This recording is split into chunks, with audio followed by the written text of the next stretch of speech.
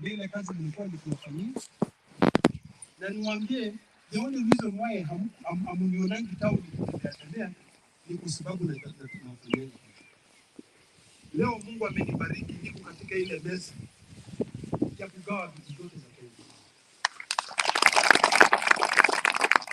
Niulize, ninyi mtafurahia mkienda kuchukua mtu mwingine ambaye hata ajui mbele wala nyuma, ama ni yule ambaye atasema watu wa Narok pia ni nini? Ni wana Kenya. Ndio? Ndio nimesema kama ni keki inakatwa pia mimi niko na watu wa Narok yangu wako na nini? Wako na hiyo keki. Si ile ambaye vitu zinakatwa huko, zinagawa, hali inagawa huko, alafu unaambia, kuna watu wa Narok, chikeni hii kidogo. Chikeni hii kidogo. Na nataka kuhakikishia kitu kimoja. Saa hizi Kenya mzima wanajua kwamba kuna watu wa Narok. Kenya mzima wanajua kuna senator wa Narok na hataki mchezo. Kama ni wangu. Sasa hivi mnajivunia. At least kuna mtu ambaye mnajua kwamba huyu atakufa na sisi. Mimi siwezi kumzika mpaka nione watu wote wa Narok kama hivi wanaishi sana. Tunataka when my time is over, wakati tunakuwa tumeexhaust hizo matumbo zangu 720, iwe na kumbuko kama vile tunakumbuka mzee. Kila siku. It is not about money. Ile akili Mungu ananipatia, ninaweza fanya nipate pesa na niendelee na watoto wangu, lakini wale watu ambao wananisaidia katika maisha itakuwa nini? Itakuwa bure. Itakuwa bure. Kwa mimi nataka kuomba niwaeleze mahali Kenya.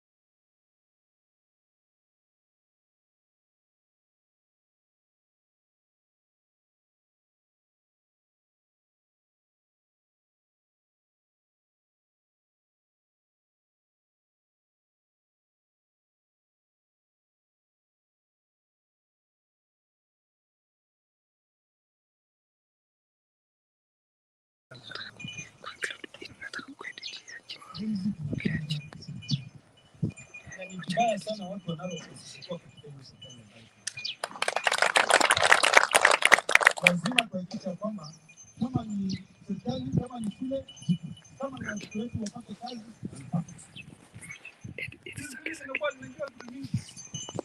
Kama ujue mtu, hawezi enda mbele. Wewe pata kazi. Lakini mimi kwa hapo ni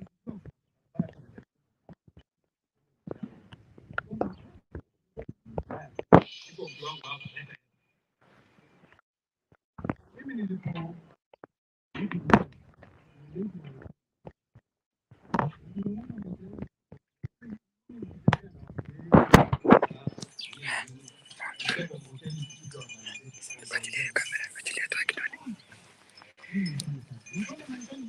hiyo miaka ambayo niliona vitu za iko kitu kisa chini. Iko kitu ambayo inaitwa kama iko kama kamera stamp ile.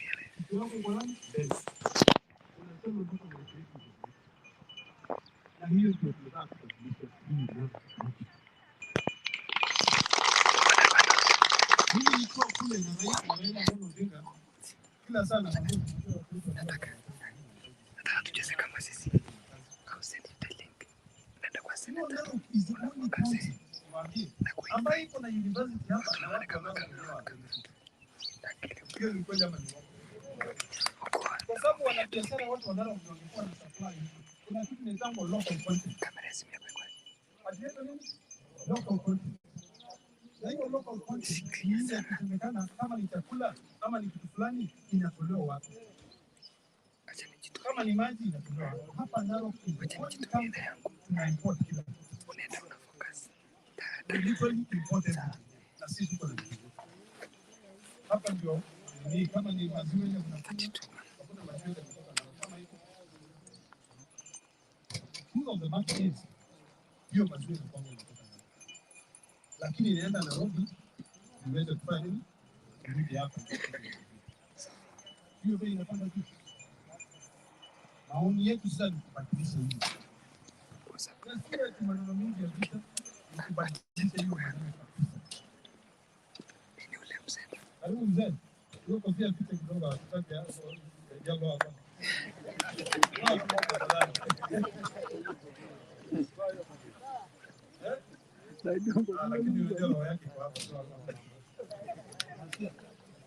Mimi leo mimi nataka mshikane mkono. Nataka mnishike mkono. Nataka niwashike mkono. Hii serikali ambayo inatekeleza Kenya hii. Pia nyinyi nalo mtakuwa stakeholders. Mtakuwa hapa tuko na watu wengine wengi sana electrician yangu hapa. Naona wengine ambaye ni wafugaji wa mifugo. Ni watoto sector. Unajiuliza ile serikali inakuja kwa hizi niko. Ela ndio ile baba. Ile baba kia. It is similar to ile ya Obama. Ile inatumikana Obama. Ni kwamba healthcare Ledama anapata ndio pia unapata. Ile kitu ndio ameshika na kupanga ni kuhakikisha kwamba wale wa mama ambao hawana mabwana ni wengi. Ni wengi. Pia hao wanaepuka special. Inasemekana hao ni nini? Watu wanahitaji. Wale walemavu pia ni wachache sana huwa wanafanya. Kama ni uongo hiyo. Pia hao wameweka katika hiyo special category. Vijana ile pesa ambayo baba ameniambia nije niwaambie itapatiwa. At least minimum.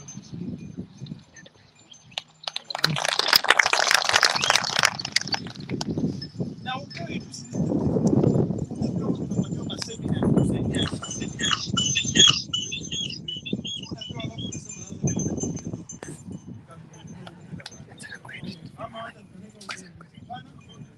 We want to make sure kwamba maisha yako pia imepanda na inabadilika kama namna gani.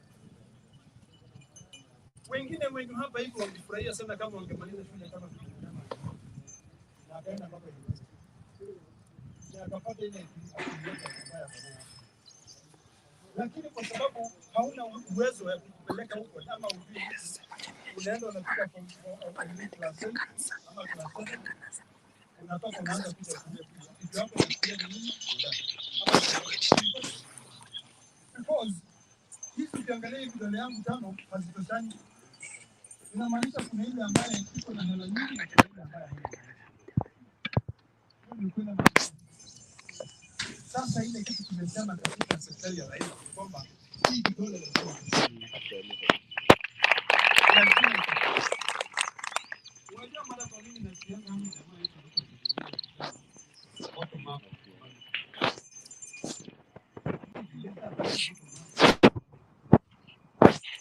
nikikanyagia wala watu chini ama ni kutoka chini kupanda juu. Mimi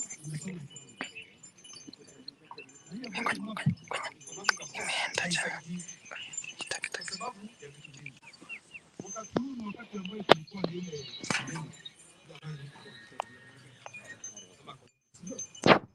wakati wa corona, ni wakati wa pandemic, ni wakati kama ambaye serikali lazima iweke pesa ndani ya mifuko ya watu. Hiyo ni lazima serikali imani ya watu. Na hiyo ndio tunasema kwamba lazima pesa ndani ya mifuko ya watu.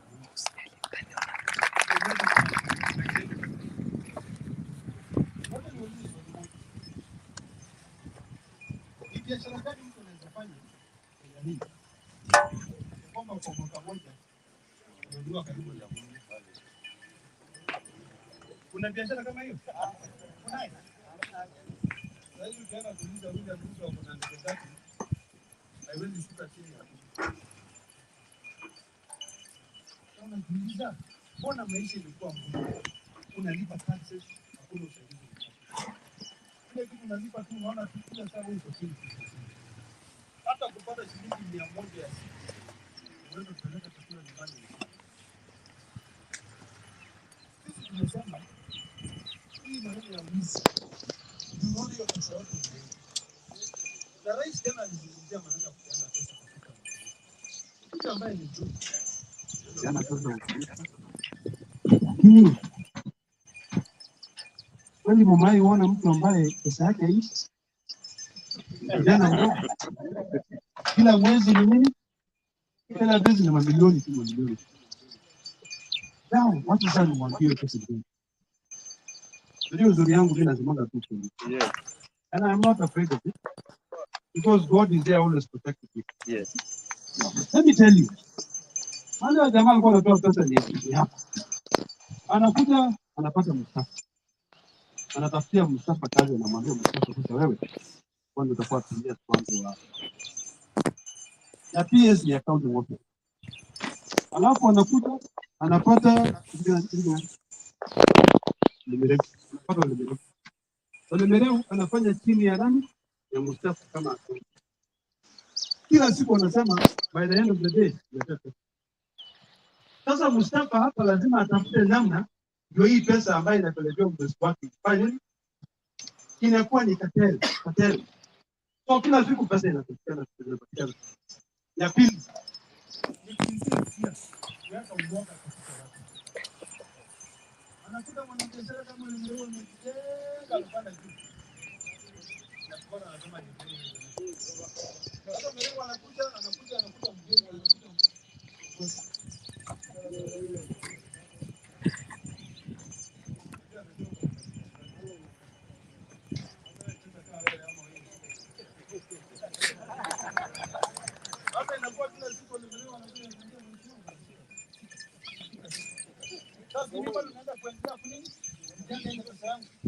Ana instill fear kila mmoja wenu kwa biashara. Wacha nikwambie wala watu ambao wanakuwa wale hawalali kwa sababu lazima aendelee kutafuta pesa yaweze kufanya nini tena ulaini smart ya kile tu kama ni amechelewa siku moja bila kulipa kodi hakuangui. Tutaishi hivi na tunajiingia kwa sababu anatengeneza laini. Anajua iko hapo tu. Leo anajua. Leo anasema boss nalete. Mustafa anakaa hapo. Kwa hiyo nikipatikana Mustafa jambo ndani. Kama saa zingine inafanyika hivi. Naona Kakiri hapa. Anaambia Kakiri nifanye deal mimi na yeye. Anachukua wakili. Faisal. Anasema Faisal. Sasa Faisal ni wakili. Anaambia Kakiri ile deal yetu lipa Faisal. Faisal analipa pesa na yeye ni wakili. Faisal yeye anaenda anaingia kwa sababu yeye ni wakili, anamtolea ule mkubwa wake nini ile pesa yote in cash. Sasa inakaa. Then one day KRA wanakuja kwa Faisal. Anambia boss, kuna hii transaction ilikuwa kwa Kagiri na ulitoa hii pesa kwa cash. Kuna milioni 200 ya tax ambayo ukulipa. Anasema ati anakimbilia Bruce anamwambia boss hivyo. KRA wamekuja anasema nini? Nataka hii shilingi 200. Milioni 200. Jamaa anaangalia ngambia wewe kitu yako ni mzuri, wewe kwenda huko. Sasa huyu ameharibu maisha ya nani? Kwa sababu huyu anafungiwa account zake zote na KRA. Sasa yeye mpaka ile pesa yote anapata, akipata tu pesa inaenda analipa ile kodi. Kwani tutaishi hivi? Tutaishi hivi? Let me be honest with you. Kenya hii na William Ruto kama president, Mungu wangu, sisi wote tutaishi. Sisi wote tutaishi. All of us. Na Kenya hii kama William Ruto ni president, Watu wengine kama sisi hatutaiona mbele. Sisi tutakanyagiwa. Na mimi nikikanyagiwa, nyinyi watu wa Narok mnakanyagiwa. Nasikia? Nyinyi watu wa Narok mnakanyagiwa. Mimi maisha yangu imefika saa hii. Hii maisha yangu ni kwa sababu yenu. Mimi nafanyia nyinyi kazi. Mimi sina haja na vitu mingi. Mimi nifanye tu kazi. Unaonanga hata saa hizi, wacha niwaambie, saa hizi ukienda bunge utakuta pengine ni mbunge mmoja hapo kwa senate. Wengine watu wako nje wanakula campaign. Mimi nitakula hiyo campaign naingia senate. Hata leo bado naingia senate. By the time nimemalizana na nyinyi hapa, senate inaanza 2:30. Naenda tunakaa mahali niko na senate kwa mfuko na ana contribute kwa sababu sitaki kitu yote ipitishwe ambayo itaumiza. Not even one. We multitask. So leo mimi nilikuwa nataka kuwaomba hivi. Mimi nataka kuwaomba mnikubalie niwaoneshe njia.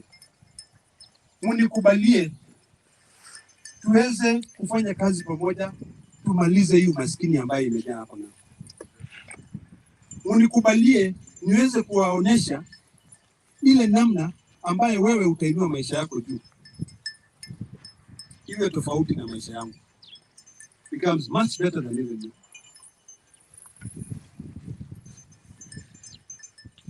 Kenya by August. Ule president anatoka huko. Raila Muludi. Na juzi tulikuwa na rafiki yangu mmoja ambaye ni chairman wa budget committee. Tunakuwa naye kila saa. Anaitwa Kanini Kega. Anasema Wakikuyu wajaimpatia nani? Raila. Lakini sasa wote wako njia ya kumpatia Raila. Kwa nini? Kwa sababu wameona afadhali huyu mzee ndiye atatupeleka vizuri badala ya nani? Huyu jamaa atatumaliza. Kweli hata rais mwenyewe jana wala walisikia wenye alisema nini? Ati? Alisema tupatie mzee kura kwa sababu hapo tu ndio kuna nini? Mwangaza. Hapo ndio kuna mwangaza. Wacha niwe brutal kidogo. William Ruto ukienda Kilgoris hapo na karibu 1000 sijui shamba karibu 1000 eka 1000. Na hiyo shamba unajua alipata namna gani? Leo niwaambie. Unajua kuna wakati mtu anaenda yote. Unakumbuka ile example nilipeana ya Mustafa hapa? Ile shamba ilikuwa na loan kidogo kwa AFC. Loan kidogo sana. Na unajua loan ikienda iishi miaka mingi ina accumulate nini? Interest. Kulikuwa na ile window ile ambaye pia rais alisema wale watu wako na loan kwa AFC wa nini? Wasamehewe. Sasa aliona hapa hivi kuna kashamba hapa kuna loan. Badala asaidie watu wa hiyo familia kulipa hiyo loan na pesa kidogo. Yeye akaenda akasema acha nichukue hiyo. Huyo ni mtu ambaye anapenda Kenya. Mimi nimezunguka Kenya hii yote. Jana nilikuwa Taita Taveta watu huko wanalia. Huyu mtu alikuja amechukua shamba, ametufungia barabara, hata kupata maji ni shida. Huyo ni mtu ambaye mnataka awe kiongozi wenu. Hapa Narok Town ile maplot amechukua mtalia. Hata nikuonesha sasa hii utashangaa. Kwani binadamu utosheki? Hakuna county hata moja ambaye mimi nimeenda jamaa na kitu. Ya si kidogo, my friend. Si eka kidogo kama hii yangu 15 kama 20. Thousands of acres, hundreds of acres. Kajiado hii kuna mashamba yote. Nionyesheni eka moja ile ambaye Raila Amolo Odinga kuna hapa. 1 acre. Show me. Hakuna. Kwa nini? He is content. Amefurahi na ile kitu ambayo Mungu anampatia. And now, kama wewe pia unajua wewe ni mpita njia, kama pia unajua unataka kuacha hii Narok a better place that you found it, mimi naomba nyote leo hii mtoke hapa kama mmefanya declaration moja ya kwamba wewe utafanyia Raila Amolo Odinga campaign.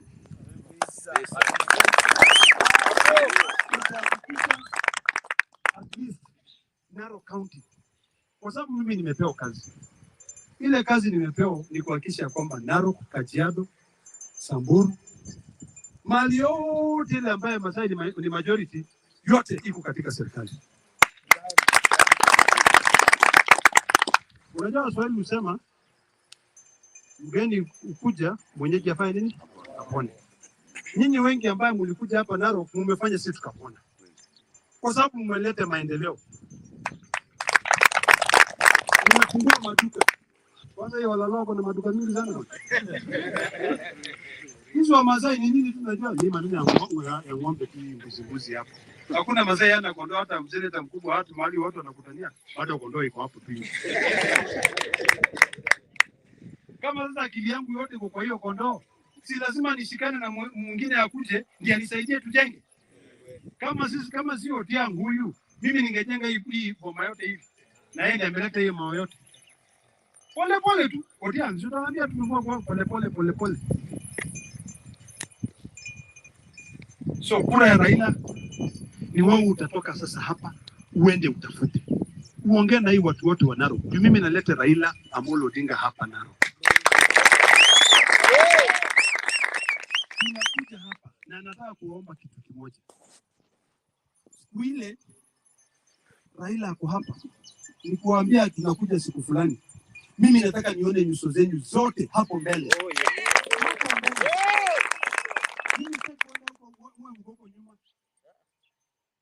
Mimi nikisimama tu nikisema Kajembe mnasema wote Kajembe. Mimi namaanisha mnafanya nini? Mko hapa mbele. Hapa mbele kabisa. Unasikia? Unasema nini Kajembe? Kajembe kama namna gani? Mko hapa mbele. Hapa mbele kabisa. Na kura zote ni za nani? Raila. Zote. Hakuna hata moja inaenda kando. Ule mwenye anakaa hivi ni kama ajui, tumwombeeni Mungu aingie laini. Because with Raila as president, my friend, na mimi kama senator, hakuna kitu ampati. Hakuna kitu amtapata.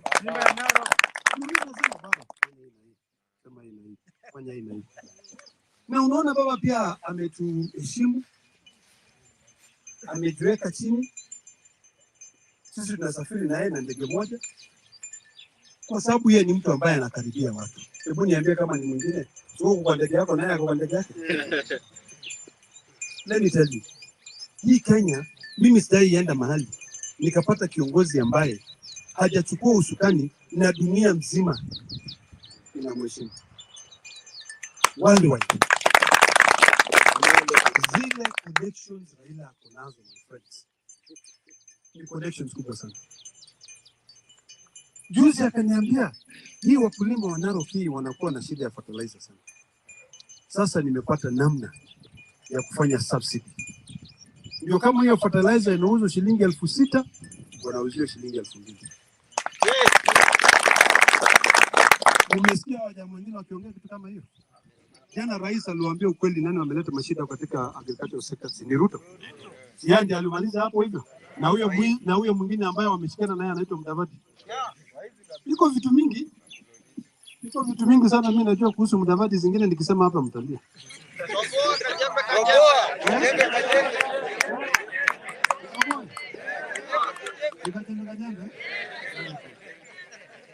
Kuna zingine wanajua nataka kuweka ndio siku ile tuko hapo na Raila na zitogolea hapo na mnajua.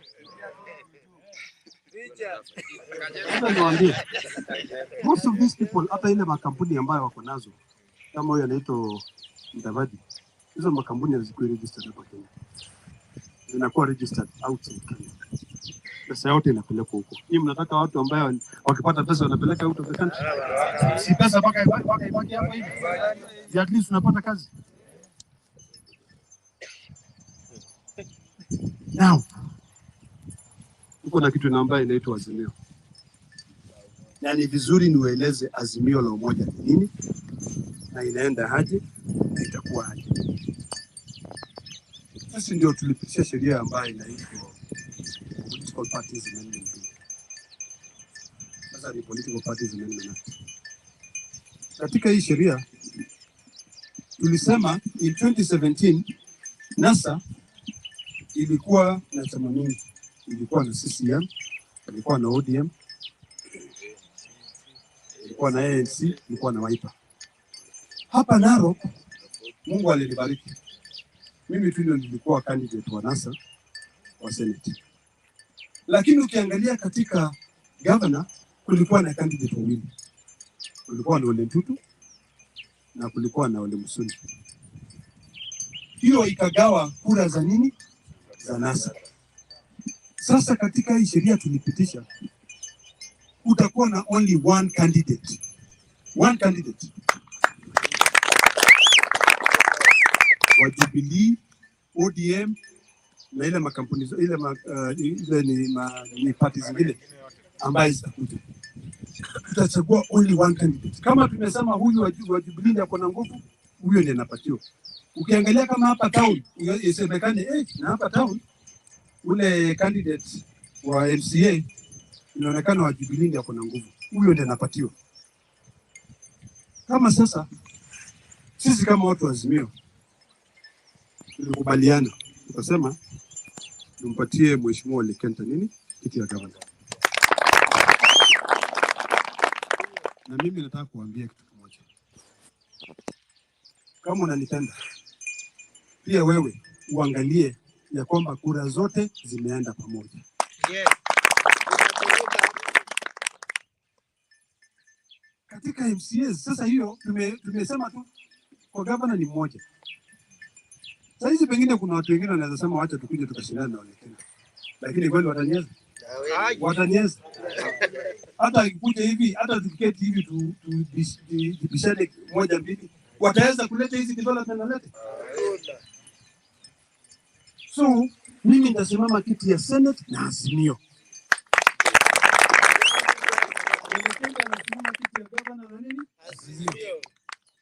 Tukiingia katika mbunge wa Narok North lazima tuwe na mbunge wa Azimio. Tukienda kama Narok South tutapambana kabisa na watu mpaka tupate mbunge wa nini? Wa Azimio. Narok tuko na constituency 6. 5 tutapigana. Mpaka tuhakikishe kwamba tuko na wabunge wa Azimio. Kuna mmoja hata tukienda juu mpaka chini hatutapata. Ongea tu kweli, hiyo ni inaitwa mwedi. Hatuwezi pata hiyo. Mbona tujisumbue hapo? Iko aje? Kuna. Lakini why is it necessary? Kuhakikisha kwamba umepiga suti 6 suti. Ni kwa sababu saa hizi tukifanya makosa moja, na hiyo ndio nataka kuomba sana. If we make a slight mistake, makosa moja, useme nitapatia huyu kwa sababu huyu ako UDA, huyu ni rafiki yangu. Unampatia hiyo bunge. Mara nyingine nasema nitapatia huyu ako UDA, ako na nini? Ni MCA wangu. Wacha nikwambie, hata Raila akishinda awe president, atashinda Mungu akijalia. Kama ana wabunge katika bunge la taifa, itakuwa ngumu hata swearing ceremony pengine itafanyika. Pengine itafanya nini? Haitafanyika. So I want to plead with you. Naomba kabisa muhakikisha kwamba wenye tumechagua Raila pia wabunge wote wako Azimio. Kwa sababu tukiwa na wabunge wote Azimio, tutaketi na Raila tumwambie sasa hapa sisi tunataka hii mabarabara, tunataka hii hospitali, tunataka hii kazi kwa vijana, tunataka hii pesa yote iende Narok. Lakini kama tumegawanyika, hata wamasema wanasemanga nini maskini ama shida inapenda mali inafanya nini? Imegawanyika ndio iweze kufanya nini? Kenya yote tunaimba tunasema tafadhali tupatieni nafasi. Chagua mbunge wa Azimio, chagua senator Azimio, chagua governor Azimio, chagua MCA Azimio. Sasa ngoja itakuja sasa. Umesikia nimesema kwa Azimio, Mungu akaanza kunibariki.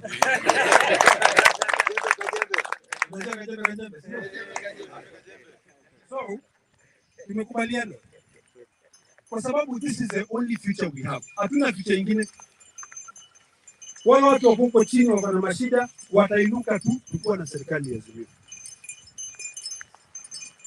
Ya mwisho kwa sababu mvua inaendelea. Mimi nataka kuwaomba kabisa. Mkumbuke ile kazi yote nimefanya.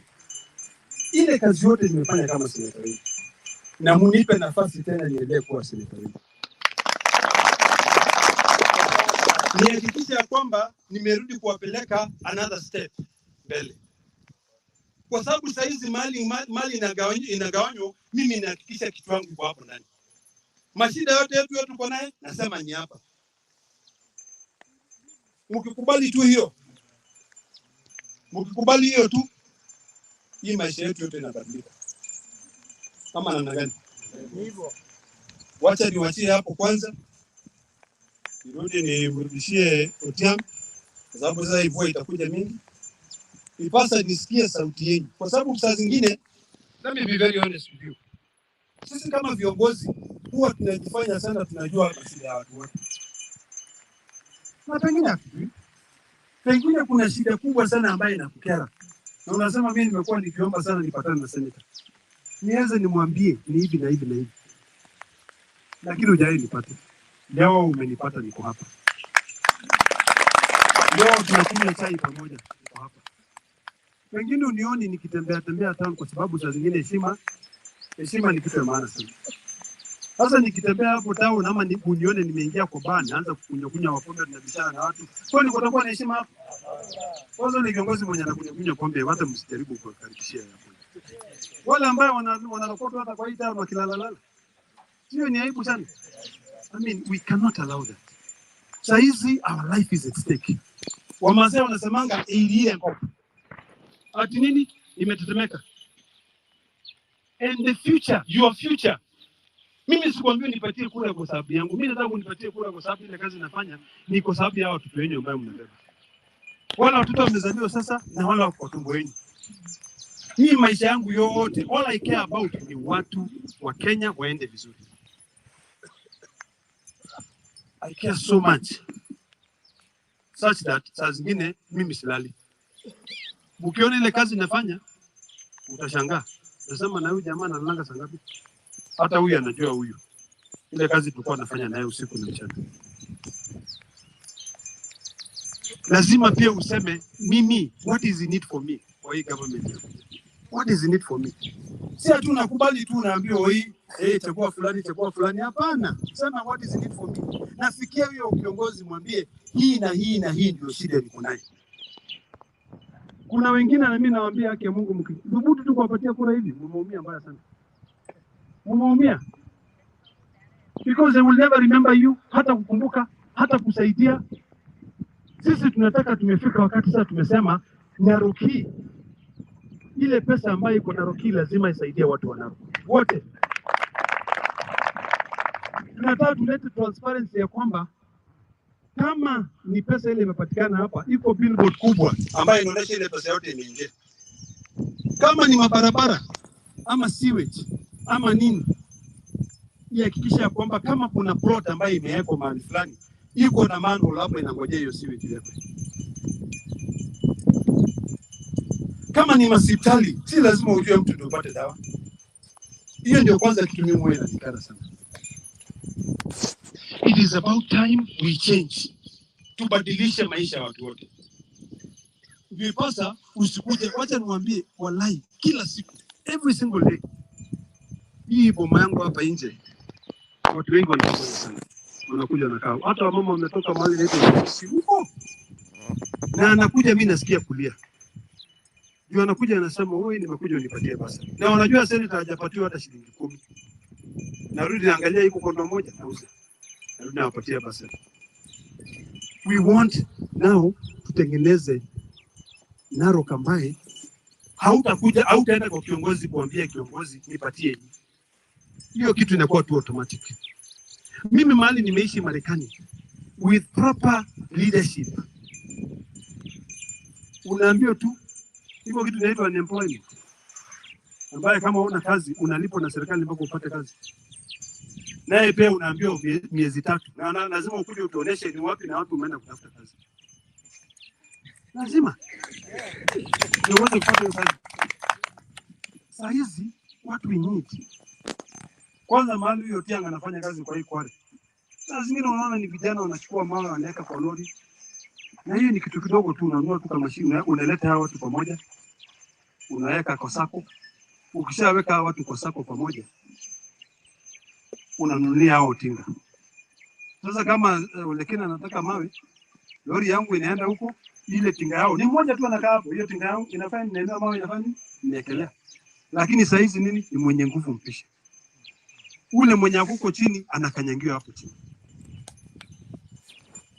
Wamama, ile kazi ambayo wanafanya kwa hii Narok. Saa zingine mimi nasikia kulia sana. Lakini pia nakumbuka kwamba mimi ni senator tu. Kama haki ya Mungu ningekuwa governor, although I'm not interested with it now, kwa sababu ile mashida nimeona inatatuliwa huko juu. Hakuna mama angekuwa ati anauza kwa barabara, angekuwa ametengenezeo kibanda mzuri na auze. Lakini kwa sasa, kwa sababu ile mashida tuko naye mingi hapa Narok, ni vigumu sana pesa zingine zikitolewa zipelekwe kwa vibanda, kwa sababu pengine kuna mahali fulani ambaye kuna shida fulani. Sasa lazima tufanye kitu ambaye inaitwa realigning of existing resources. Hapa mahali mnakalia leo, about 1 year ago, ilikuwa mahali tunaita kwa Kimasai Eorr. Eorr ni mahali ambaye ni mara miko peke yake. Nitaambiwa na huyu anaitwa Otieno. Nikasema I must now realign my existing resources. Lazima pia mimi niangalie ile resources niko nazo hapa, nizichanganye, niziweke hivi na hivi na hivi mpaka niishi ile maisha nataka kuishi. Wale mimi niko na ng'ombe wazuri sana. Nashukuru Mungu analipa maziwa. Hiyo ng'ombe kila siku inaoshwa. Hiyo ng'ombe kila siku inatoa nini choo. Nikasema hii ni gold. Nikaileta nikachimba shimo kubwa hapo. Hata saizi ukitoka kule mpaka hapa iko pipes na zingine zinaenda mpaka huko chini. Niko na dam kubwa ambayo ni maji ya ng'ombe iko, na hii flood yote, hii maji yote ambayo inakuja. In fact ukiuliza Otieno atakwambia last year hii ukuta yangu hii ilikuwa inaanguka kila siku. Maji ilikuwa inakuja inapita hapa inagonga. Lakini nilipobadilisha nikaleta hiyo mbolea hapa hivi. Saizi hata hapa hivi ukiruka, unasikia ni kama ni carpet. Nikapanda nyasi. Hii nyasi nilipanda tarehe 11 mwezi wa 4 2020. Na nilipomaliza kupanda hivi, walai Mungu akanyeshea kama kitu. The same day. Leo hii nikiwa hapa kwa sababu hii nyasi imemea na Mungu ameweka maji kabisa. Nilileta mchanga mingi sana hapa. Nikaenda nikachukua bulldozer pale nikachota, Otieno ananiletea malori tunamwaga mchanga hapa. Nikaweka ile tango rola, nikapanda hii nyasi. Lakini kwa sasa hiyo siwe jote kwa sababu ndio ile yote inapita mpaka pale kwa ile ukiangalia nyuma uone hiyo msitu iko hapo hivyo, hiyo damu iko hapo. Nikasema nitafanya nini? January kijana wangu akaniambia boss, tufanye hivi, tupande mahindi. Unajua January kulikuwa ukame. Ukweli ama si kweli? Sasa hizi mahindi yangu iko saizi. Nilitumia the existing resources zile ziko hapo. Usitumia maji kujaza kila mahali. Sasa hizi mahindi ziko wapi? Ziko hapa. Sio kumaliza ukame. Sio kumaliza nini? Hii boma yangu yote nilipanda miti zaidi ya 30,000. Na maana ya kuwa na mti hata mmoja. Tuka-realign hizi existing resources. Ile serikali ambaye tunataka Narok na Kenya ni ile ambayo itasema mko na resources gani hapa, tuzi-realign. Hii issue ya floods hapa Narok Town ni kitu ambaye mimi naomba tu Mungu aniendelee kulipa maisha. Ndio hiyo itakuja tutamaliza. Wewe finish. Hiyo maji yote itakuwa ikuja inaingia kwa damu moja, inatoka hiyo damu moja inaingia kwa damu nyingine, na kuhakikisha kwamba kuna a lot of irrigation ambazo zinasaidia watu. Ndio you create jobs for the youth. Lazima tu create nini? Jobs. Jua kali sector lazima tusaidie hao jua kali sector. Vitu mingi sana kwa hii boma yangu inajengwa na watu wa jua kali. Yani kwa sababu ninaona hapo is the best place to go. So kwa sababu ndio mvua imefika. Sasa itamwagika kumwagika. Serikali ya Azimio itakubadilishia maisha yako kabisa. serikali ya Raila Amolo Odinga itakubadilishia maisha yako kabisa. It will give you an opportunity pia wewe ujivunie kama Mkenya. Kwa sababu sasa hizi wewe ujivunie kama Mkenya. Ni kwenda masiku. Ila majida mko nayo mnajivunia. Si mnavumilia tu. Sasa mimi nataka hebu nione mikono ya Raila Amolo Odinga kama ikipanda hiyo. Nataka kuona mikono ya Ledama tu. Sasa nimesema ile mkutano wote tunakuwa naye, mimi mko hii mstari ya mbele. Unaona kila mtu ako wapi? Ako hapo.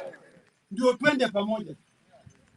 Wacha nifikishe hapo, nirudishie microphone ndio aweze kuwapatia pia nyinyi mseme moja. Anajua chai inatengenezwa hapa lakini mko kwangu. Mko sawa leo. Mtakuwa sawa.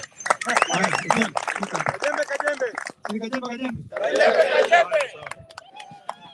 Haya, simpigie mheshimiwa. Mheshimiwa, sitaongea mengi kwa sababu leo mimi ni mtoto ya Boma. Na leo mtoto wa Boma sasa aongea sana. Ile nilisema nimefikia hapo. Nataka kupeana microphone kwa jamaa yetu ambaye anaitwa Oli. Huyo ndio organizing secretary yetu wa hii family ya minority ambaye tumefika hapo. So bwana Oli, karibu. Vijana hoi! Hai. Vijana hoi! Umesikia Kajembe? Kajembe. Thank you. Asante. Mheshimiwa, mimi naitwa Hon.Ledama.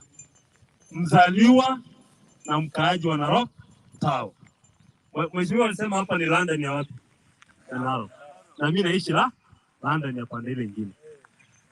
Mniruhusu kidogo mheshimiwa, lazima ukikaa hapo ujue uko na kina nani. Si ni kweli? Si mpaka ajue. Vijana hoi. Unajua vijana ni wasichana na? Si ni kweli? Na nataka nikitaja unainuka ukifanya mkono na mnaibu. Si ni kweli? Wapi Luyas? Msimu nataka kuwaona. Nataka kuwaona. Si msimame.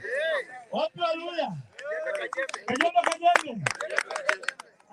Wapi wa Kisii?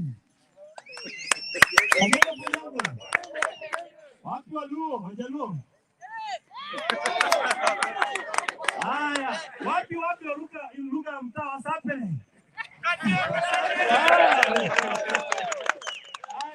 Wapi wa Somali Waislamu? Kajembe. Wapi wa Meru? Watu wakao, wakamba. Ninaona wapi? Nataka kumaliza. Kuna watu mmoja. Watu mashemeji. Watu Masai.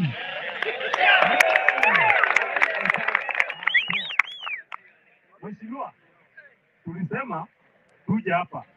Na tumekuja hapa kwa sababu si utenzi. Na utaniruhusu niseme vitu kidogo ama mingi tukuambie kwa nini tumekuja.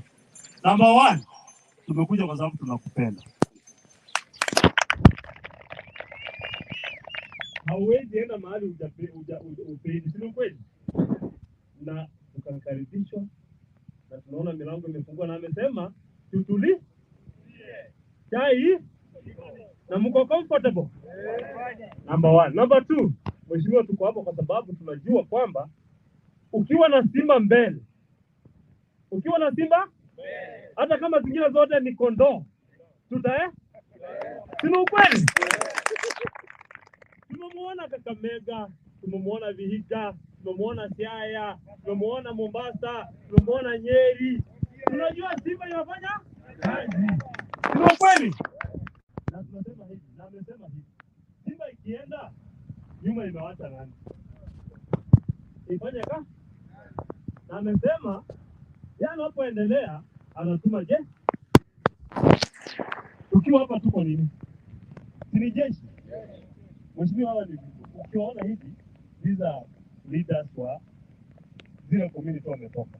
Tukisema tuleta wote sawa. So nataka niseme hivi mheshimiwa, kwa sababu ya mvua. These guys kuna boda wako hapa. Kuna wamama wasichana ambao wanafanya kazi. kuna professionals hapo, walimu, kuna wale ambao watu wote wako hapa, na hao watu wanasema hivi, shika hao mkono nao wakushike mkono. Tuko pamoja? Wanasema hivi, wakati unanyeshea wengine, wakati unyeshea mandugu zetu tana au wafanye nini?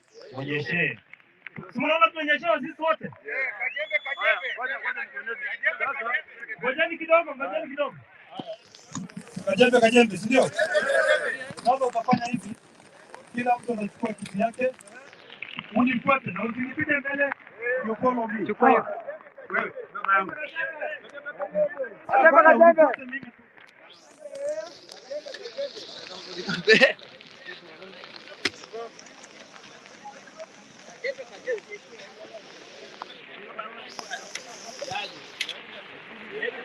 Kajembe.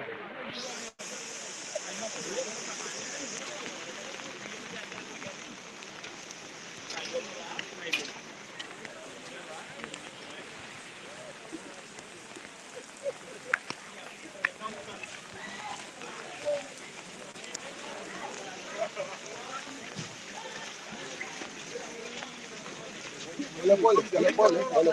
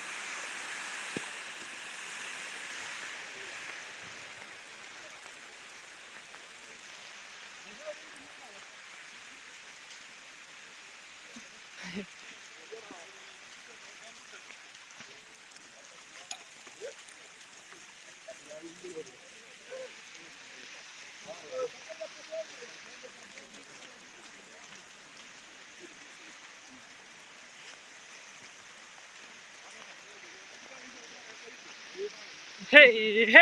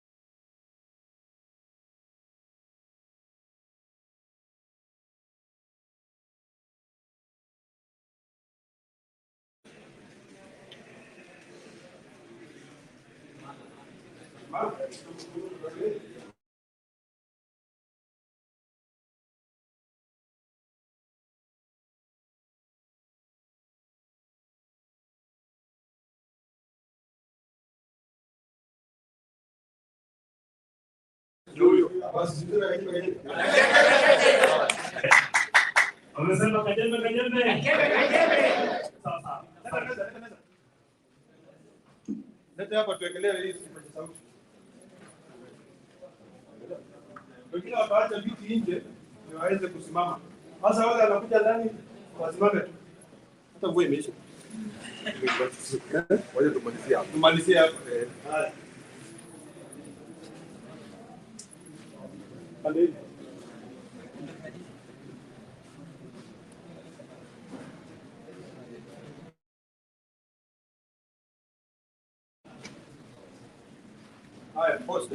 Haya. Nilikuwa nasema nilianza na kusema mheshimiwa we are here because of love hapo. Namba 2 nilikuwa nasema hivi. Mheshimiwa hawa watu wameheshimika sana.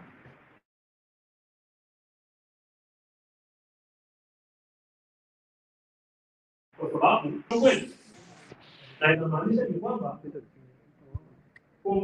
kwa njia moja ama nyingine tunajua kwamba tunakubalika. Ni kweli. Mheshimiwa, nilikuwa ninataja kila mtu mahali anatoka kwa sababu these are diverse or different communities ambao wanaishi nao. Na hawa watu, kila community iko na mambo yao, iko na shida zao ambao zinawafinya. Na tunajua kwamba shida zetu tunaweza ambia tu kiongozi ambaye amekutambua. Mheshimiwa, nilikuwa nasema hivi. Leo hii tukiwa hapa and the leadership of Mr. Otiang, yeye ndio chairman wetu wa minority communities ambazo wanaishi Narok County. Tulikuwa na some issues ambazo zingine ni monument sana na nikafurahi sana. Umesema kwamba unajua hatupatangi basari. Ndio kweli. Mheshimiwa amesema anajua hata kama vijana wako hapa, saa nyingine ni ngumu kupewa kazi.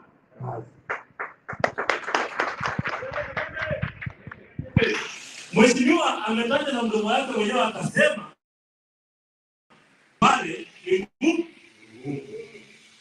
Kuna vijana wetu mpaka nimesikia akitaja kwani ambao mahali wakienda na dola mao. Wako hapa, unaona? Kwa sababu tunafanya nao. Haielewi ndio ambao wanafanya kazi. Inaua inarudi namna gani kwao? Na tunataka kiongozi ambaye atatusikiza na tembea.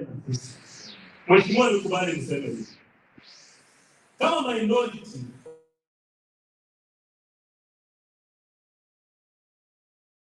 community Narok County, so that our people may walk with the whoever will carry our process and our service.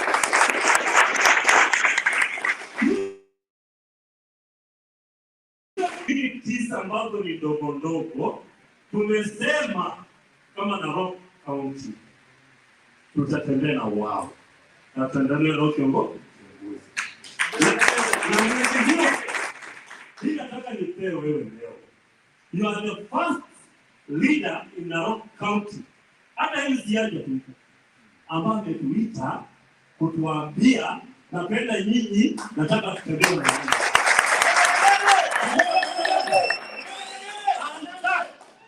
And that qualifies you to be our pastor. Mimi tukikuita tukwambia tunaenda Kilgoris, itika. Na utaitika kwa sababu umetupea kazi. Kazi umesema tuende tukue soja swababa. Tukiwa soja swababa, tunawezaje kuwa soja swababa ambao wako mbali na yule ambao ametutuma hapo hapa tukiwa soja swababa? Inawezekana. Mheshimiwa, nataka niseme hivi.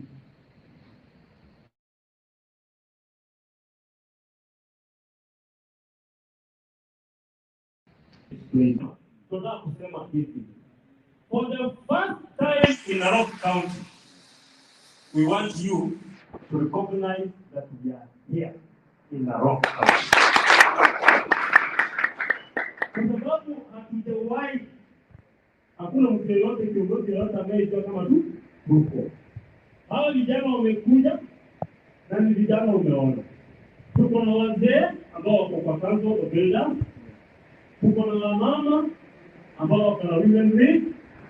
Tuko na pastors ambao wako na council of pastors ambao wako kwa hii community, Narok community community. And we are going, they know we are here. Because tuliwaambia tumeitwa na mkubwa na mheshimiwa, kwa hivyo wakasema endeni. We are here with their blessing. Kwa sababu nitawachia youth wengine wako hapa waseme, nataka niseme hivi ya mwisho. Mtu alisema, mgeni ndio mwenyeji. Na mheshimiwa amesema, sisi tulikuja na wamesema nini? And we are promising you here, as a people, as a youth, ambao wanakaa Narok, that we are going to do what it takes to work with Maasai to make sure whatever they do, whatever they go, tutenda pamoja. Sikia hiyo? Iko hiyo? Nawe mheshimiwa, ninataka nirudie, tuingie vizuri. As a patron,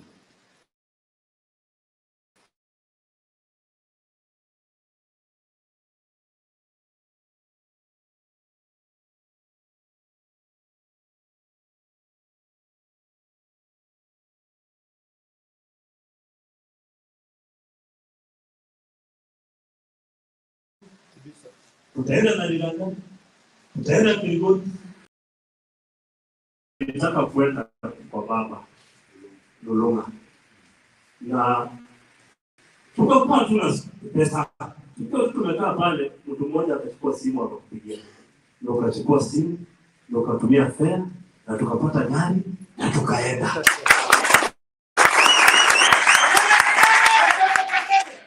Tulienda tu kwenda. Tulienda. Kajembe.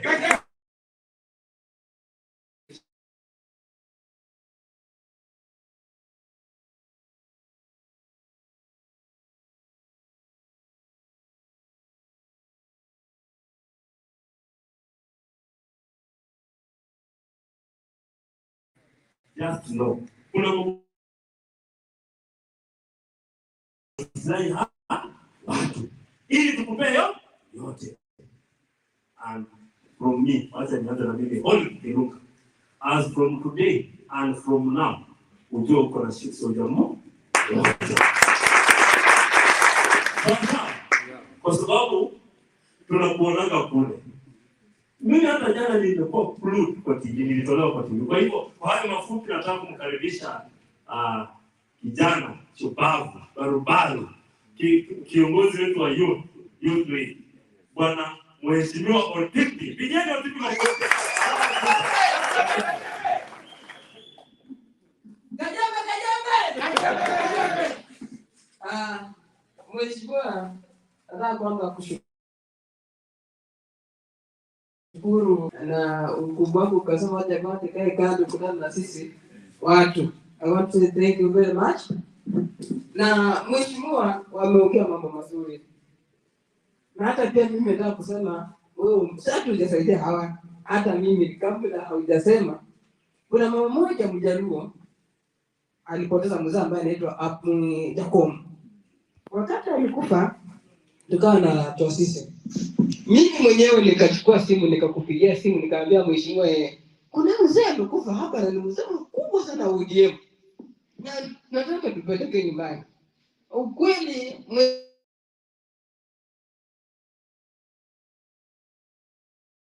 mheshimiwa sawa. Tena asubuhi kuamka nilikuta umetuma shilingi 5,000 contribution hapo ukasema nipatane. Sana. Ya pili mheshimiwa ukiwa kwa madaba ukielekea Busia town. Nilikuwa nakuangalia live. But ilifika mahali hata ukasema kwamba sisi watu wa Maasai tuko na kabila dogo dogo na wakiwa wanawaambia pia hao naishi nao na amani. Hiyo kitu ni mzuri sana. Kabla sijaongea mheshimiwa, nilikuwa na watu wawili, mama wa msichana mmoja ambao tunaongea na mimi nitamaliza na nirudishe kwa polisi. Mimi kako wapi? Kuja. Waambie tu mheshimiwa ni mmoja. Ile ni mtayarisha.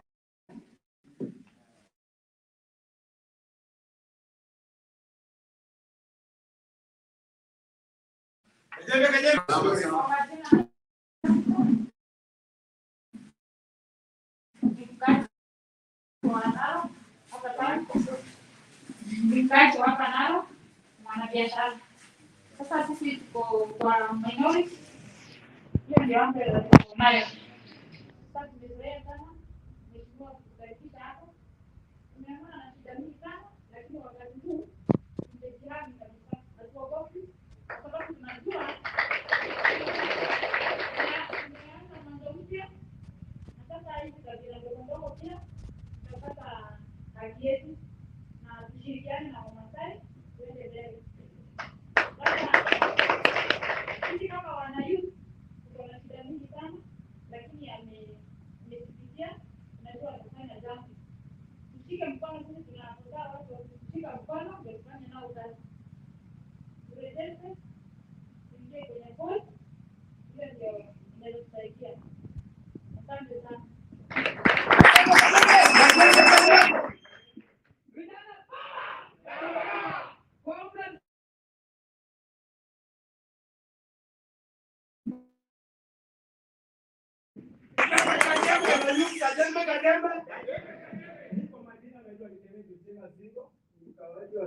Wana bodaboda.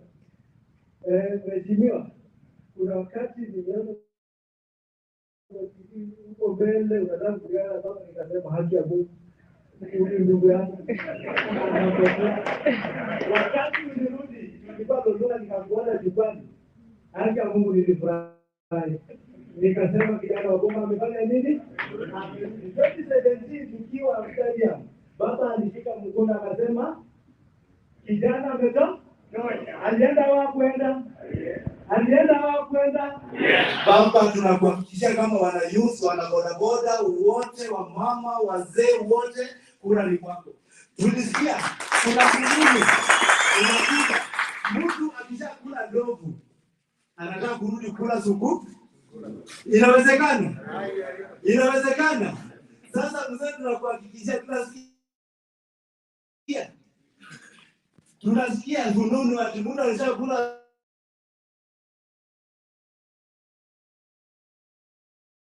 ndogo anataka kurudi kwa suku. Utapita asubuhi, ndio wanasema asubuhi watashangaa.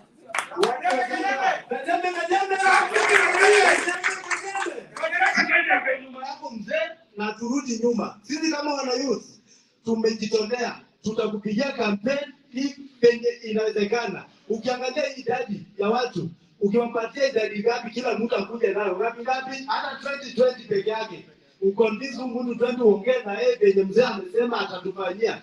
Si tumeshampitisha tayari? Yamepita. Kila mtu akuja tu na watu 20 peke yake. Ni watu wangapi tuko hapa sasa hivi? Tuko wengi sana. Kila mtu akondizi watu 20 tukuje tukae. Tukipanga na yeye tupige kura tu, amepita. Tuombe tu amani na tukue na uchaguzi ya amani. Na wana youth tuko na changamoto. Mimi ni mwana bodaboda. Kuna wana bodaboda wanapitia magumu. Unakuta saa nyingine mtu amebeba, saa nyingine ako na nini, ako na loan nini. Sasa tuliongelea mambo ya tulikuwa na tunatoaga ni usuru. Ilikuwa 500 tukasukuma ikarudi 300 na bado hiyo 300 saa nyingine mtu anawezesha pikipiki ya limit. Anakosa hata kitu cha kukula kwa nyumba. Mzee, tushike mkono, hata sisi tutakushika mkono na tuinue. Asanteni. Unajua mambo kumbe ni tamu. Na je, ushuru bosi atatatua, si kweli? Atatatua. Unajua Ledama akisema mambo yanakuwa nini? Tosha. Mheshimiwa, nataka kusema mambo mawili. Umesikia sisi ni minority. Na umetutuma sasa tufanyie baba kampeni. Ni wapi kama ni kweli? Kajembe. Mheshimiwa, tunaomba kitu moja. Ya kwanza, naomba tu kama unatafuta mtu gari moja. Asisi minority kufanyia baba kampeni. Ya minority. Ya pili. Sisi vijana tunatumika mara mingi. Sio kweli? Sio kweli?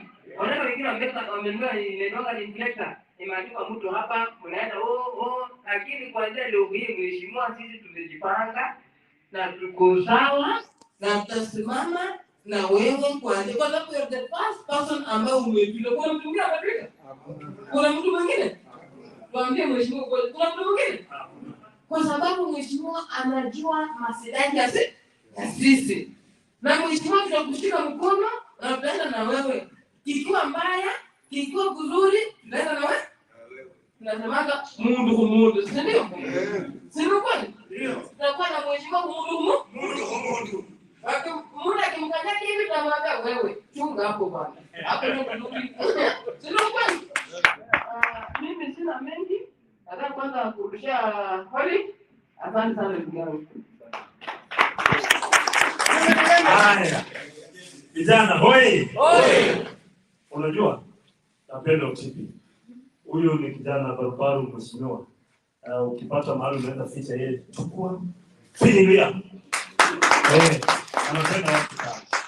Nataka niseme hivi mheshimiwa, nikimalizia kwa sababu nataka kukaribisha secretary wetu.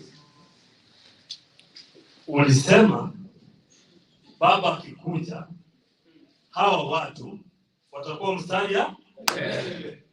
Na mimi nataka niseme hivi. Si mstari ya mbele tu kwa baba. Nataka uweke hawa watu mstari ya mbele kwa kazi yako yote. Sawa. Sasa niko kwa sababu gani? Kwa sababu hawana mtetezi. Wewe ni mwanasiasa. Unajua kwamba hakuna dunia ijui tuko wapi? Hapa. Kwa hivyo hatuna mtetezi, wewe unaenda kwa nani? Mtetezi wetu. Si ni kweli?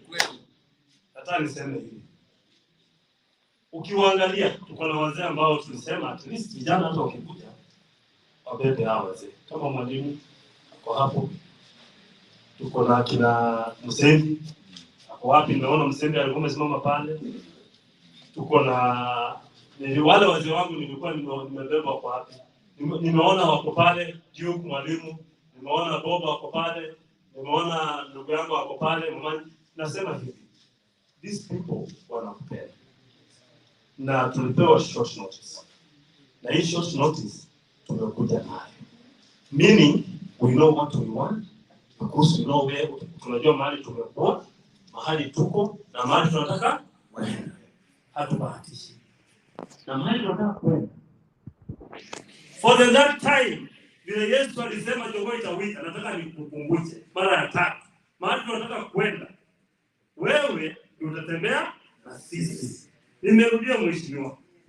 Asante sana kwa sababu ninaona watu wetu wanafanya kazi hapa. Hata labda mama yangu imejenga hapo. Mimi nakuwa pale, mimi ni mwalimu, mimi ni kila kitu. Sawa, japo all friends and master. But si bora watoto wakule. Nataka niseme mheshimiwa, humbly we appreciate your good and kind gesture. God bless you. Mungu amenyeshe mkono. Things are going to be good. Huwa kanisani. Naimbaga Mungu Yesu Bwana ninyeshe. Bwana ninyeshe. Mvua ile mvua ya Roho. Mungu amenyeshe. Nikimalizia mheshimiwa, nilitumwa na rafiki yako ambaye ako Iwezi. Tuliongea usiku akaniambia, nikamwambia kwanza naenda kwa rafiki yako aliniambia anaitwa Egira. Yes. Niambia yako sana. Na anajua tuko hapa. Kwa hiyo secretary general nataka nikukaribishe. Pigeni makofi.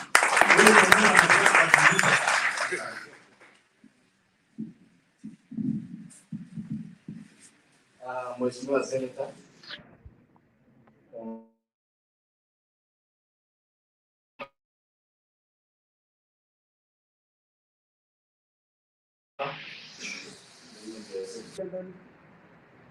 Hakuna nafasi. Lakini kuna mahali hapa. Mimi kujeni alafu wengine waweze kupata nafasi. Kujeni ndani. Kujeni. Wale wamesimama kujeni tu hapo. Iko nafasi. Ingieni tu. Kujeni. Hapa ingia ndani hapa kuje. Wow.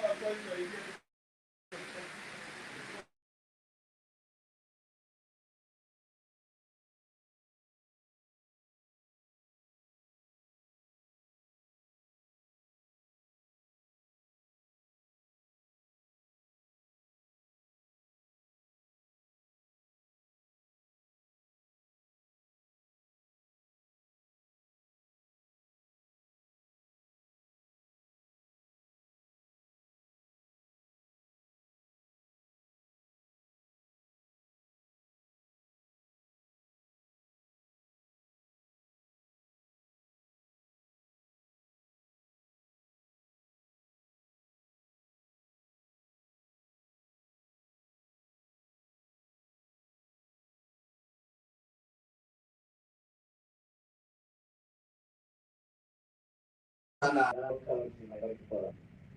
Mheshimiwa, langu la kwanza ningependa tu nikushukuru kwa sababu umetuita leo hapa katika boma lako uje usionekane na wewe. Na nimeshukuru sana kwa hiyo nafasi ambayo. Ya pili, Mheshimiwa, nataka nikushukuru kwa sababu wewe ni rafiki ya Otiang. Na Otiang ni chairman wetu wa Narok County Minority Forum. Kupitia kwa urafiki wenu na Otiang, umekuwa rafiki yetu kama Narok County Minority Forum.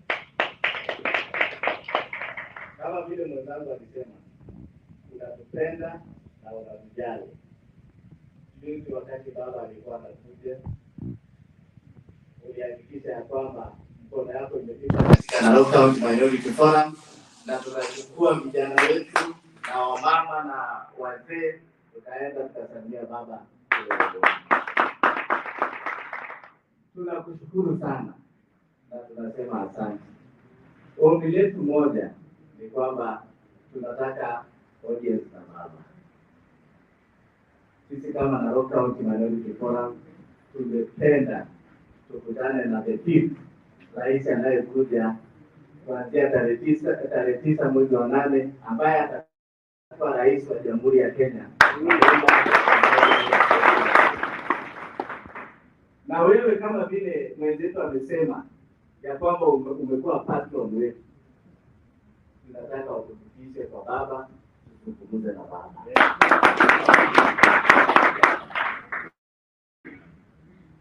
Mheshimiwa, kwa sababu mimi sina mengi, kwa sababu mengi ambayo tulikuwa nayo umeshakava katika speech yako. Nimeomba na rafiki yako ambaye ni student wako na pia mlikisoma naye darasa moja pale Lekangale, Bwana Bob aseme moja. Kajembe. Kajembe.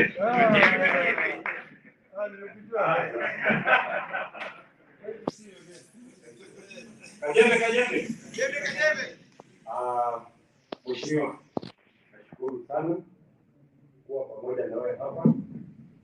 Nafikiri historia imetoka mbali. Mheshimiwa, sisi tunasema sisi ni wenyeji na sisi ni watu wa Narok. Kwa historia ya mji wa Narok, wazazi wetu walikuja hapa late 60. Sisi tumezaliwa hapa Narok. Na hapa Narok mahali tumezaliwa, Mheshimiwa, we have a lot of challenges, especially sisi watu wenye tumezaliwa mji wa Narok. Nikitoka hapa, kitambulisho yangu ni mimi ni mtu wa hapa Narok. Wazazi wamekulia hapa Narok. siwezi nikaenda mali nyingine kupata kazi. Wakiangalia wanasema wewe ni mtu wa Narok, rudi huko Narok ukafanye nini, ukapewe kazi, si ndio? Lakini ukikuja hapa tena Narok, wanaangalia jina yako, wanasema ya kwamba hapana, wewe jina yako sijui ni Ochieng, wewe jina yako sijui ni Kamau, unaambiwa rudi huko. Sasa mheshimiwa, hayo maneno unaona sisi tutafanya namna gani? Inakuwa ni challenges kwa sisi, manake tuko na watoto na hawa watoto pia wanahitaji elimu na wanahitaji kwenda mbele. Hapa Narok ndio mji yetu. Hii ndio mji ambaye tutatengeneza. Hakuna mali nyingine tutatengeneza. Amu sisi tumezaliwa hapa, tumelelewa hapa.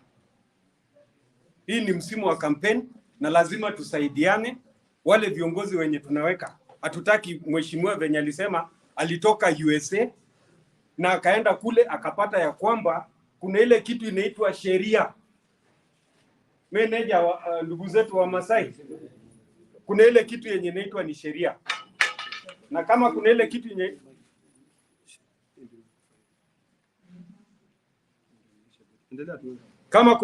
inaitwa ni sheria, amesema yeye hataki wafuasi, anataka washirika.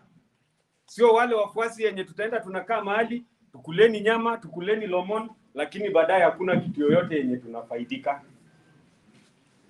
Tunauliza mheshimiwa, hapa hivi Narok ukiangalia, sisi ndio tunakuza ngano, sisi ndio tunakuza bali, lakini hii bali na ngano yenye inakuzwa Narok inasaidia kweli sisi wenyeji wa Narok? Bali inatoa pombe. Hapa Wamasai tuko na mashamba, tuko na haki mheshimiwa. Wewe huko nje unajua watu, tuko na mashamba hapa Narok. Tunaweza tafuta investors na wakuje hapa waweke plant ya kama Kenya Breweries, ndio hili Wamasai wafaidike kwa zile resources zenye zinatoka wapi hapa. Saa zingine tunakaa hapa kama wenyeji na tunasikia uchungu sana. Kwa hiyo mheshimiwa, ni barabara ngapi ya lami inapita Narok? Inatoka hapa inaenda Kisii. Ingine hii ya Nakuru hata itamalizwa. Hiyo ndio lami tunasema hapa ndani ya Narok. Tukienda hapa Melini iko na namna gani? Tukienda hapa Mau iko na namna gani?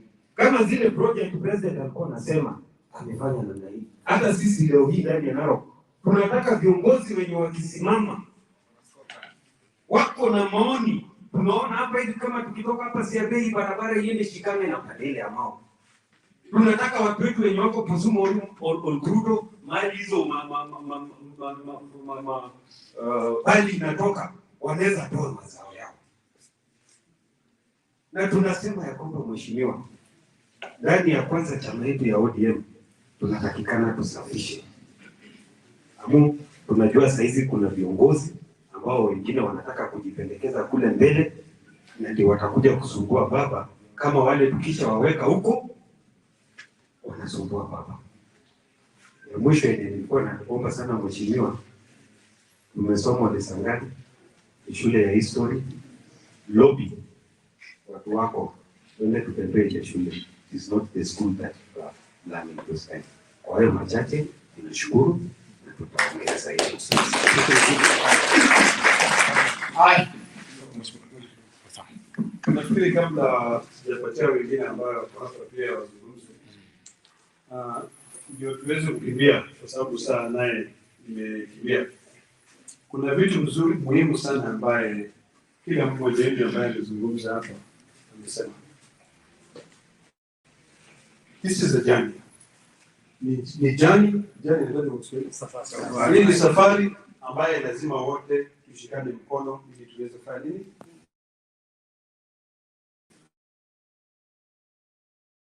Kwenda mpaka mahali ambazo wanafanya hii na hawezi fanya.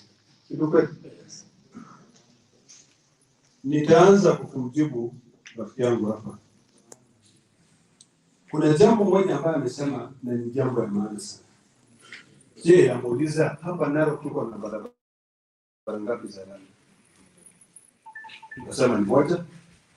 Na ile ingine ya pili tuko naye haijaisha. This is the reason why. Sasa kwa sababu Uhuru Muigai Kenyatta alikuwa ameanzisha project zingine nyingi sana za lami ambayo inaletwa hapa, hata hii barabara hii kutoka hapa hivi Eorr-ekule mpaka huko Padela na Masha, hiyo iko katika mradi kwa nini? Kwa lami.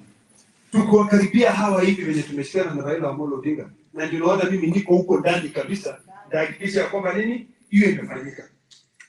Na hiyo inafanywa.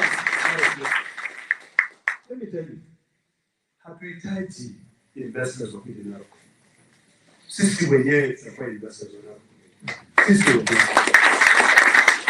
Kwa sababu sasa tukiweka hizo priorities vizuri, kama huyu Otieno ambaye anakuanga na malori zote na watu wote wa Juakali, watu wote wa mawe, akipatiwa tu mkono kidogo hivi, inakuwa matinga zote hata mabarabara yanajitengenezea. Hakuna ile tuangalie nje, the first thing, sisi wenyewe tutafanya nini? What are we doing? Na tunaona mahali hapa sasa umekalia. Na hii baraka mingi. Hapa ile mazoea itakuwa ikitoka hapa hata mpaka Tanzania.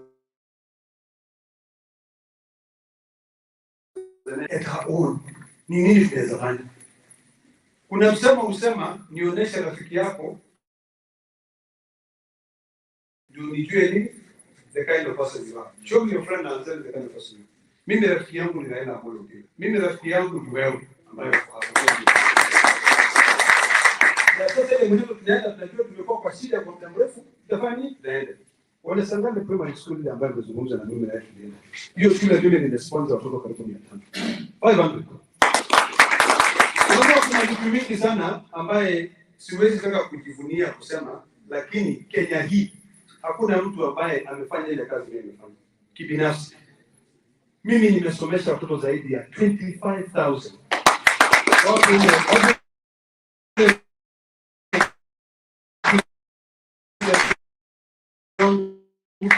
Hata huyu mwenyeji alikuwa anaweka watoto kutoka kila mahali. Hata nafikiri ule kwanza ulipata bibi hapo. Ama na ile alipata ngeni alipata bibi hapo hivi. Vitu mingi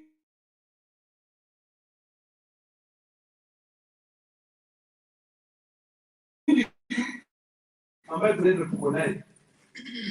Ukisha tu baba, I'm telling you, hii nalo kitabadilika. Nani mimi wacha tuongea na Otieno hapa. Siko gani hapa. Ndio muulize kwa. Hakuna mkutano itapigwa nao tena na nyinyi msiwe. Kama mtakuwa watu 100 mnatosheka basi, mnasimama mnaingia. Wakati usijali sitaweka mafuta. Ndio twende kila mahali. Tufanye hii kampeni kuhakikisha kwamba Raila Amolo Odinga ni president.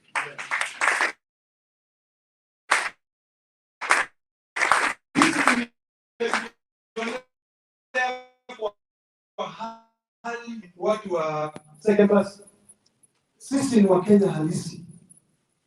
Wamasai wote ambao wako hapa kwa miaka mingi wamedhulumiwa. Wengi wao mashamba yao imechukuliwa na hapa hajui. Juzi kuna mama mmoja alikuwa analia huko sana. Nafikiri mliona hiyo nini? Ikitembea. Hao lazima tuwatetee ndio wao wapate nini? Vitu yao. Ndio kwa wakienda ununue shamba. Na ndio kitu moja nataka kuclarify hapa. Kuna wakati nilisema shamba ya Masai baki ya Masai. Na nilikuwa nazungumzia maneno ya land use policy. Sisi miaka mingi hapa tumefaidika sana kwa sababu wale wa Kikuyu walikuja hii Narok. Wale wa Kisii walikuja hii Narok. Wale wa Baluo walikuja hii Narok. Walikuja na maono. Mtu ananunua 20 acres, anapanda mahindi. Mimi Masai nachunga tu ng'ombe yangu, naendelea kuchunga ng'ombe yangu. Ikifika ukame, ule Mkikuyu na ule Kisii ananipatia ile nini? Mabua. Ndio ng'ombe yangu kule. Wala wanakuja hapa hivi anafungua duka. Masai ndio kufungua duka ya kuuza sukari. Sisi tumejua, sisi tumerefuka tunajua. Lakini tuliona ile ambayo wengine walikuwa wanafanya. So sasa hizi ni kujiuliza swali moja. mashamba mingi tu kama mama Alice, kuna mama Alice amekomboa mashamba mingi sana hapa hivi yetu ya Wamasai. Hiyo ndio kuishi kama mandugu. Mimi nilisema kama shamba imewekwa ikuze chakula, tusiende kukatakata, kwa sababu ukienda kukatakata chakula itatoka wapi? Itatoka kuna mahali itatoka? Unaona? If I could, mimi kama ningeweza, ningetoa town nyingine na nipatie watu wote maplots, lakini mashamba mengine mingi hapa tuache kama ni mashamba ndio tupate chakula. Food security. Wacha niwaambie, kama sasa hapa hii ndio shamba kubwa na shamba zingine ziko hapa hivi. Zingine zinakatakatwa zinakuwa maplot. Sasa hizo hujafikiria maji itatoka wapi? Aya, sasa hizi nimepigiwa simu leo hapa Bruco Center. Hapa town. Watu wanalia huko kwa sababu hawana stima. Ile iko transformer moja. Lakini manyumba zimejengwa mingi. Wakati ya transformer ilikuwa imewekwa hapo, nyumba zilikuwa 20. Hiyo transformer haijaitolewa hapo. Ndio nikachukua simu nikapigia watu wakaniambia, nikamwambia endeni mbadilishe hiyo transformer. Mweke ile kubwa ndio kila mtu apate. Hiyo uongozi inataka watu wao wanajua kichukua simu kupiga vitu inafanyika. Kwa sababu naye asubuhi. And I can tell you, hii serikali tunaingia na hii serikali tunabadilisha. So hiyo gari tutatengeneza iko hapa. Hata ikikumisha zaidi utasuka. Tunataka tufanye branding kidogo, alafu tuanze njia.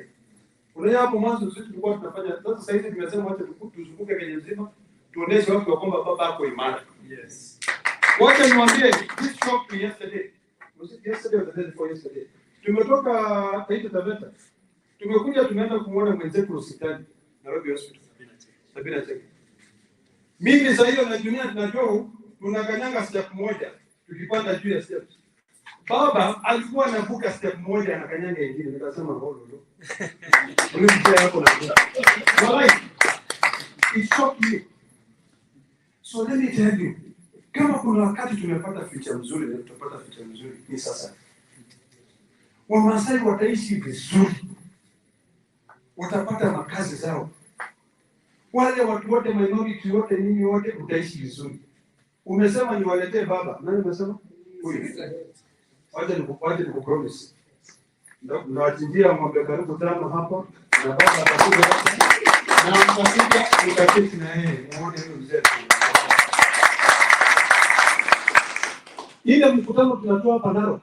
Nyinyi ndio mtasaidia kupanga hiyo mkutano. Tutapiga mkutano kubwa zaidi. Tutaweka stadium. Ama nataka jana stadium. Hii hata sio kwa tena off. Narok yote. Watu wote waende hapo ndio tuoneshe Kenya kwamba Narok imesimama na Raila Amolo Odinga. Tukitoka hapo tunaenda Kilgoris. Nitatoa gari magari ambayo itasaidia wengine wale kwenda. Kwa sababu nyinyi kajenda. Ndio, hii ndio watu wa mbele. Kuna koreno na lingwa korona saya wapi? Haya. Simama hapa. Mwangu kijana ametoka. Huko hakuna barabara. Nilimwambia kuja hapa leo so that tushikane wote vizuri, tujue kwamba wewe ukikuja hapo wewe ni mshirika. You are a partner, si ndio? Wewe unakuja unasema ni hii ndio shida zetu. Hata nataka saa hao wazungumze mashida zao. Kwa sababu the problem is this. Wanasiasa wengi hawakaangi na watu hivi kuuliza mashida yenu ni gani ama kuchunguza mashida ni gani. Wewe unaenda tu huko unatengeneza memorandum hapa ama unataka vision yako na hujauliza watu shida ni nini. Mimi nataka nitoe huko pande ya Alanga Solai pande yote shida ni nini kwa pande hiyo, how do we resolve that? Ndio tukijua hiyo, mimi nikikaa kama baba namwambia baba hapa iko shida. Kama mlisikia juzi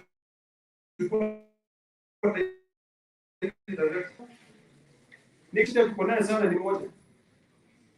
Kila imekuwa shida kwetu. Nikamwambia baba hapa kuna shida ya KWS. Aliamua akasema natoa warning kwa KWS. Msirudi kushika ng'ombe ya Masai na mnashika Masai mnaweka hapo ndani. Mnalipisha watu 200,000. Fine. Mnataka kitu wa Masai anasema hiyo ngani na yani hapo na masikio kile kio. Hiyo mashida ndio mimi nataka kujua ni gani. Kama sasa nimejua mashida ya minority hapa hivi.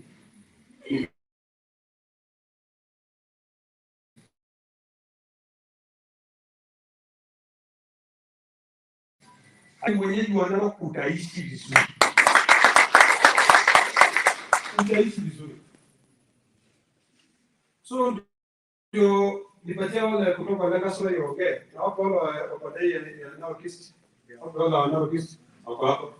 Patia wawili pia okay. Useme mashida zao. Tushikane so that we are one thing. Nasikia? Hata kwa Kimasai wa Masai usema aje kidole kimoja kiwi chao. Mimi ndio Hon.Ledama ninaweza kuwa na nguvu mingi. Niweze kubadilisha maisha ya watu wengine. Lakini mkinishika mkono na tushikane mkono, ulete mkono wenu na nilete mkono wangu, tutaenda mbali. Hata Wamasai wanasemanga letu leo. Wamashana. Lakini yaani tunasaidiana hivi na hivi. Lazima tukumbuke mbele. Usipokumbuka mbele wewe ni bure. Ukikuja hapa hivi useme wewe unataka kusikia Ledama anasema nini na nini na nini. Hata ambia hao Ledama anasema Raila atakuwa president. Na hapa tumesema kabisa na ukweli. Kila mtu lazima aheshimiwe akiishi nao. Everybody. Hakuna mtu anakuja hapa kujaribu kuharibu maisha ya watu. Hapa ni kuinua maisha ya kila mtu ama namna gani? Yes. Si ndio?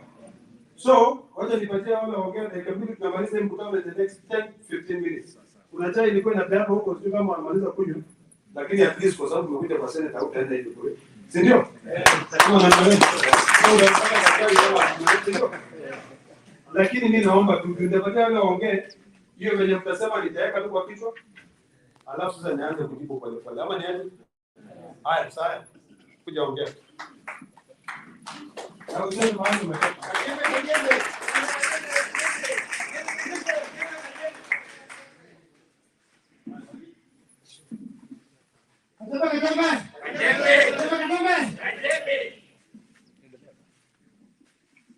Kwa majina ni Saya Simon, Youth Representative Lower Narok North, Youth Chairman Elili Ward.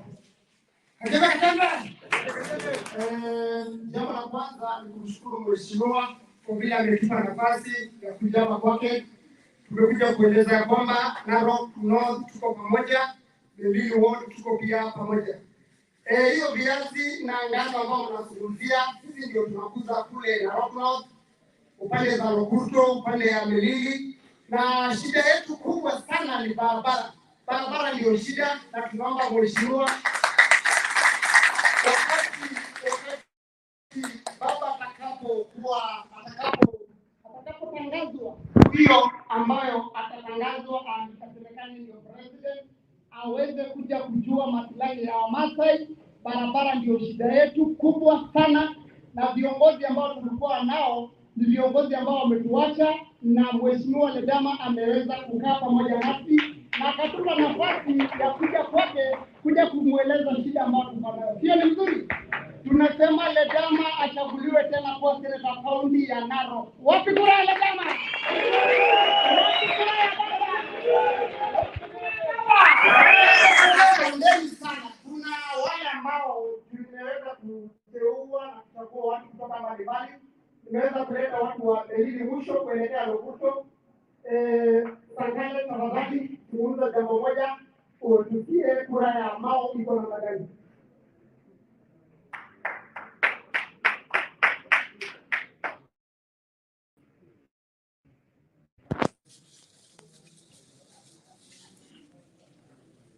Naelezwa kwamba tunataka kurudi mahali ambapo tulikuwa hapo mwanzo, kwa hivyo kila mtu aweze kubeba kiti yake. Wale wako upande ile waanze kutoka kwanza. Sisi wale wanyakupanda ngoja kidogo. Kurudi mahali ile tulikuwa.